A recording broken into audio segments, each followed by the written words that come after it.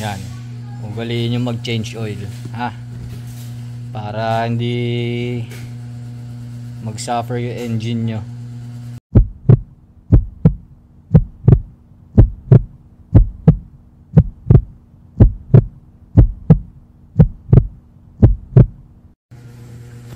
Yan.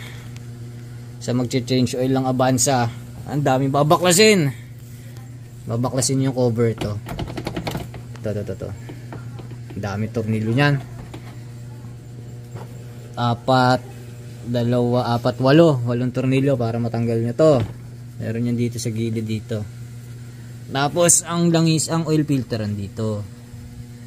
Tapos ang drain plug andun. Tapos yun lang naman. Lilinisan lang natin para kunwari casa style, ano. Yan. Kaya lang natin mag drip. Ang hindi ko lang alam kung ilang torque spec nung ng drain plug. Yun yung drain plug na yun. Wala akong makita sa manual yung torque spec. Hindi katulad ng 2E meron eh. Pero ito wala. So far wala namang tagas, oh. Wala pa siyang mga tagas-tagas. Maganda pa pang ilalim. Change oil lang.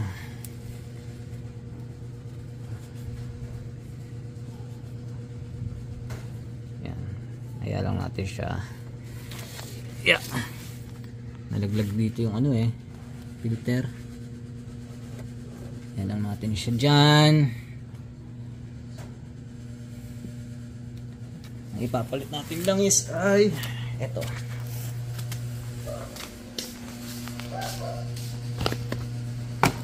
Ito. Pasok naman to sa spec 5W30 according sa manual. Tapos ito napalitan na rin natin, kaya lang mumurahin lang. Ito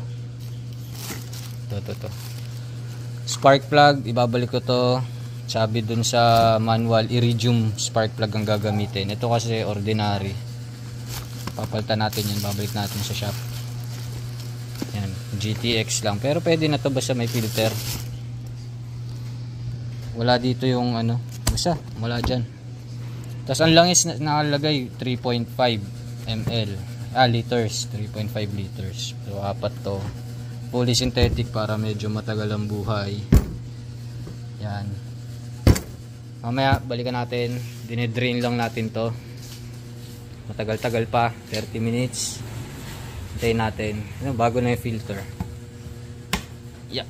Oh ha, bago na. Tapos dalhin na natin yan sa may-ari. Pagtapos yan muna yan dyan. Babalikan natin pagka nalagyan natin. Change oil lang muna tayo.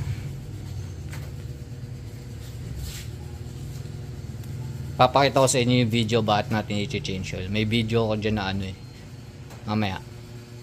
Wait lang.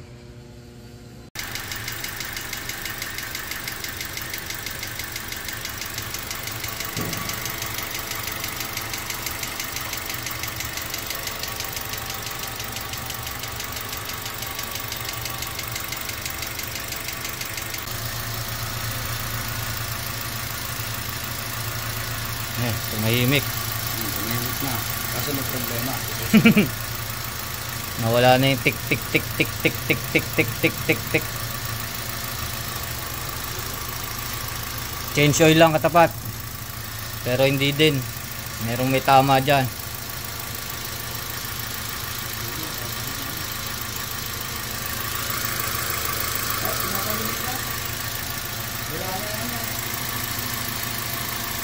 Pero wala nang ingay.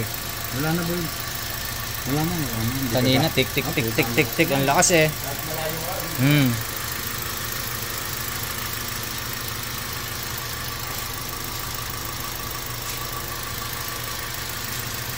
Wala na. Good. Yan. Ugaliin nyo mag-change oil, ha? Para hindi mag-suffer yung engine nyo. Baka mas malala na nga tama nito sayang yon. Sabi ko doon sa may-ari, pa-check niya na lang, baka may mas matinding tama pa. Pero sa change oil, kasi mababa na yung langis niya, kumbaga 1/4 na lang. Tapos sobrang tagal na, kumbaga hindi na nahihigop pataas yung langis, kaya wala langis yung ibabaw, kaya maingay.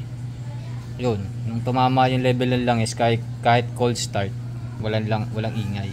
Tsaka ito pasok to sa specs ni Toyota Avanza 5W30. So yan, mag change oil kayo lagi.